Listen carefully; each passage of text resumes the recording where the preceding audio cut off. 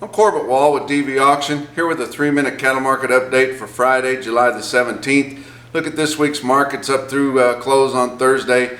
Your CME live cattle futures have had a pretty rough week.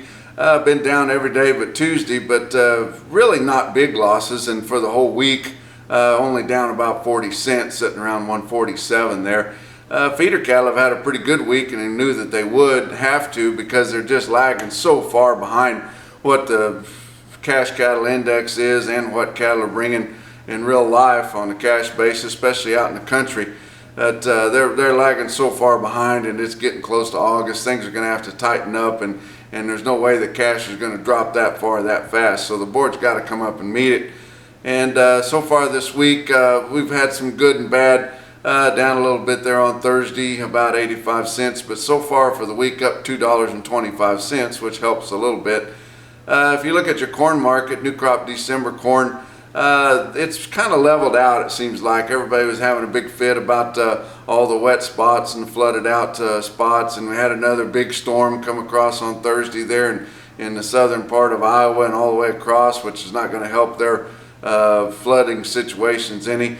But you know, corn is the biggest factor that's limiting when you're trying to grow, and so we've got plenty of that, and now we're starting to get the real hot days, which is also important this time of year to make that corn grow. And you can pretty much count on the farmers to make a pretty good crop every year. And so now December's corn's kind of leveled out. It was over $4.50 there for a while, but it's backed off now in the low $4 range there.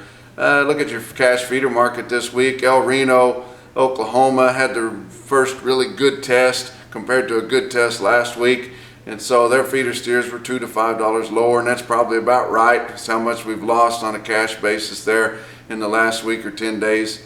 Look at Dodge City, and they quoted their heavier steers also $2 to $5 lower, and we figured that's probably what it is, but they quoted their lighter feeder steers weighing under 8 in the 6s and the low 7s there, firm to $2 higher. We have seen a good demand for those, especially from farmer feeders, because they want to get rid of as much corn as they can, and then they can make pounds out of that.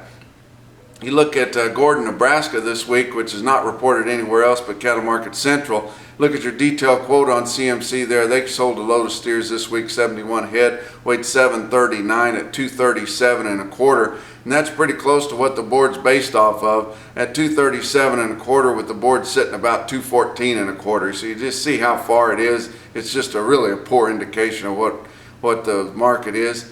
We saw the biggest box beef movement in nearly a year this week, even though the market's been down. We've sold a lot of box beef cuts, and we expect to get some support there in the low 230s, and that's kind of where we're at now, 234 for choice and 232 and change for select. No fat cattle trade so far this week.